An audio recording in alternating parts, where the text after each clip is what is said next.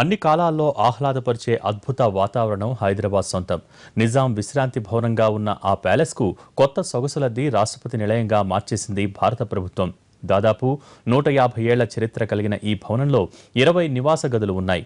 వీటిని president wing, family wing, ఎడ్స్ వింగ్లుగా విభజించారు. ఈ వింగ్లకు పెద్ద డైనింగ్ హాల్, ప్రత్యేక వంటగదులు ఉండటమే కాకుండా ఒకదాని నుంచి మరో దానిలోకి వెళ్లేందుకు సొరంగ మార్గం ప్రత్యేకంగా చెప్పుకోవచ్చు. 150 ఏళ్ల చరిత్ర ఉన్నటువంటి ఈ భవనంలో మొత్తం 20 గదులు ఉన్నాయి. ఈ గదులన్నిటికీ కూడా ప్రత్యేకంగా 3 వంటగదులను ఏర్పాటు చేశారు. ఒక్కొక్క వంటగది నుంచి డైనింగ్ హాల్కు వెళ్లేందుకు ప్రత్యేకమైన సొరంగ మార్గాన్ని కూడా ఇక్కడ ఏర్పాటు చేశారు. మరి ఆ సొరంగ మార్గం ఏ విధంగా ఉంది, అక్కడ నుంచి డైనింగ్ హాల్కి, కిచెన్స్కి ఏ విధంగా కనెక్టివిటీ ఉంది, ఒకసారి చూద్దాం.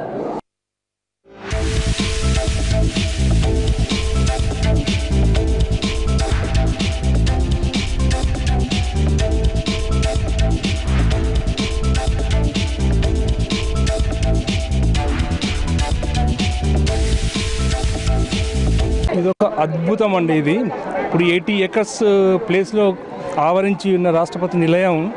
మేము సిటీలో ఉండి కూడా ఇన్ని రోజులు ఇన్ని సంవత్సరాలు ఉండి కూడా మేము చూడడం ఫస్ట్ టైం. ఇది ఏదో ఈరోజు పేపర్లో చూసాం, థర్డ్ నుంచి 10th వరకు 13th వరకు ఓపెన్ ఉంటుంది రాష్ట్రపతి నిలయం అని చెప్పేస్తే ఆ పేపర్లు చూసుకొని వచ్చాము.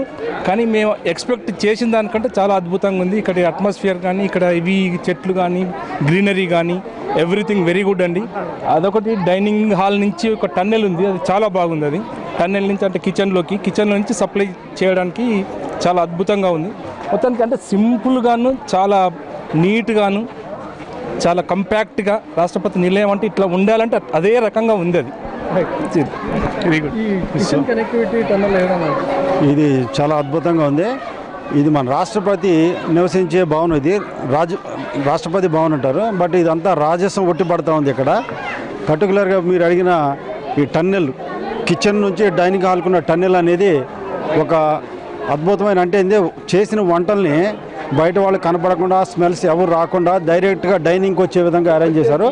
అది చూస్తే మాత్రం మన వెనక పూర్వం రోజుల్లో రాజుల యొక్క వంట విధానం, వాళ్ళ యొక్క జీవన విధానం ఇక్కడ క్లియర్గా కనిపిస్తూ ఉంది మనకి. ఇది సుందరమైన కట్టడం, ఆహ్లాదభరిత పచ్చదనానికి తోడు హెర్బల్ గార్డెన్కు ఆకర్షితులవుతున్నారు సందర్శకులు.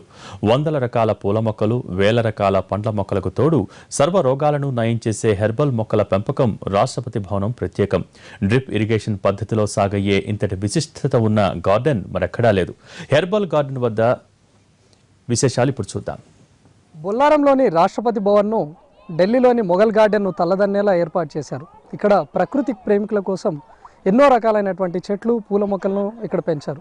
వివిధ దేశాలకు చెందినటువంటి 116 పూల మొక్కలను కూడా ఇక్కడ ఏర్పాటు చేసి ఎంతో ఆహ్లాదభరితమైనటువంటి వాతావరణాన్ని క్రియేట్ చేశారు.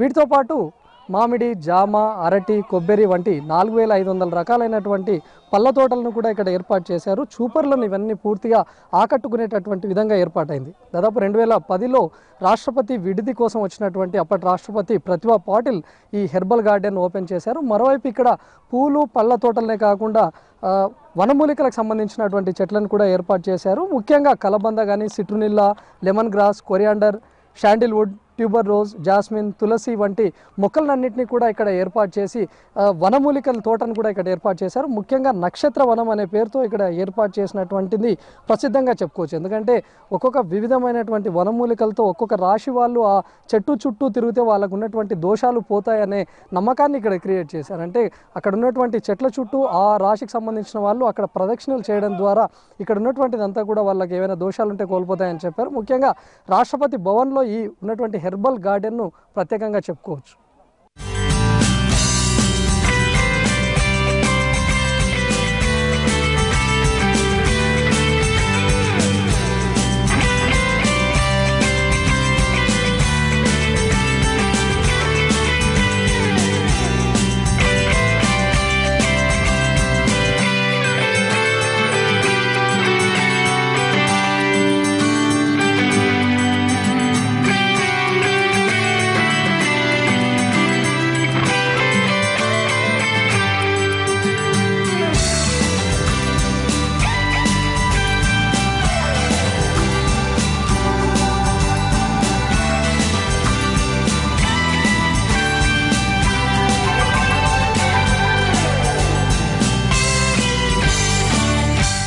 మెడిసిన్కి సంబంధించినవి చూస్తున్నాము.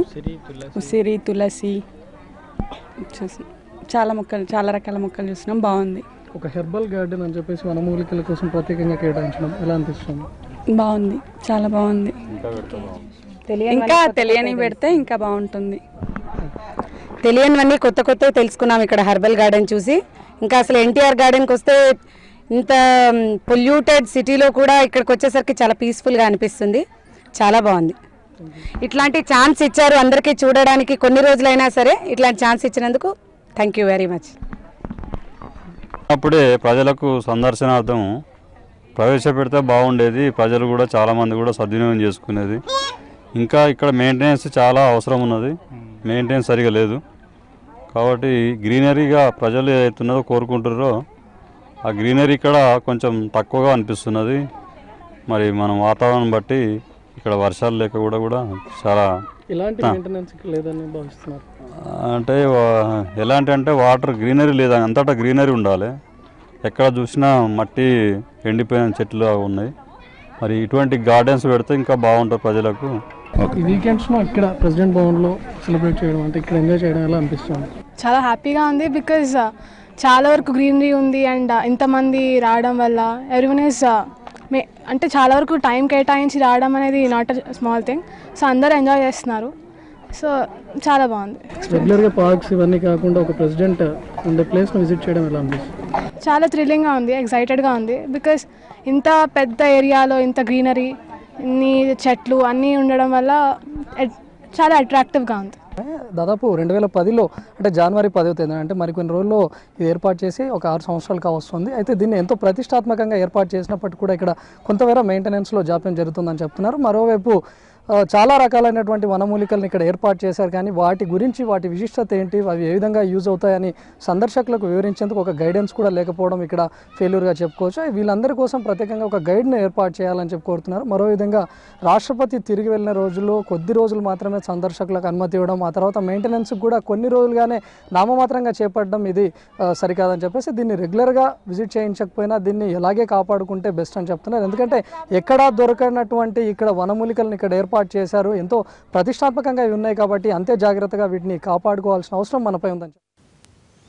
భవనమంతా సందర్శించడానికి ఓ రోజు కూడా సరిపోదనే చెప్పుకోవాలి. అడుగడుగు ప్రత్యేకమే. అయితే కేవలం వారం రోజులు మాత్రమే సందర్శకులను అనుమతించడంపై అసహనం వ్యక్తమవుతోంది.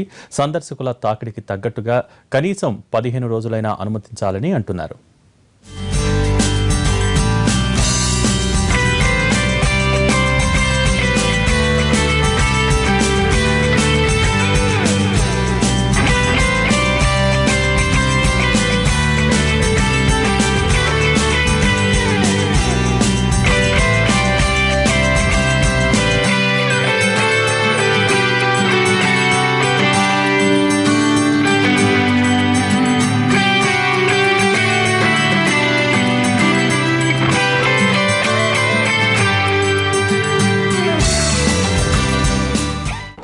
రాష్ట్రపతి భవన్ ప్రెసిడెంట్ హోదాకు తగ్గట్టుగానే రాజసం ముట్టిపడేలా ఈ భవనం రూపుదిద్దుకుంది.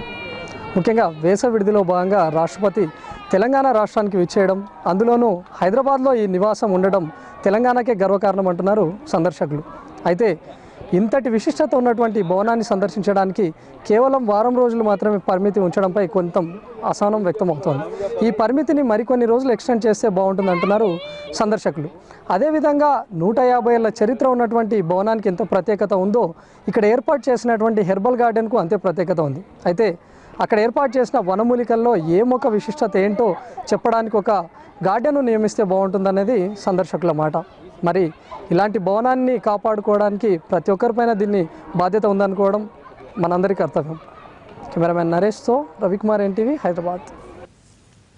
ఇది వాళ్ళ స్పెషల్ ఫోకస్. నమస్తే.